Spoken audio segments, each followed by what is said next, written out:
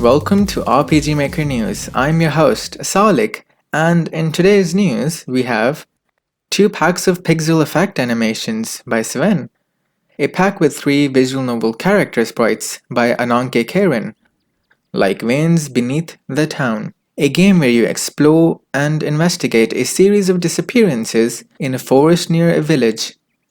Next, some icon packs, 61 unique bows and guns by Snoopad Duck Duck, over 70 icons of pixel food by Magic Gemma, and some throwable ninja weapons and feathers by Admiran. Next, we have an MZ plugin by Monokura that removes TP display from everywhere except the battle screen.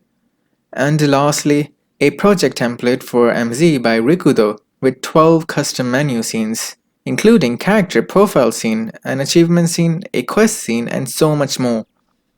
And that is all. Remember that we can use a lot of these icons as tile sets as well, by using them to decorate a table or add other small details to a scene. And similarly, we can use battle animations to create weather effects by running them on loop around the map. So it's important to note that these categories are just there for sorting and managing assets. They're not there to limit on how you can use them.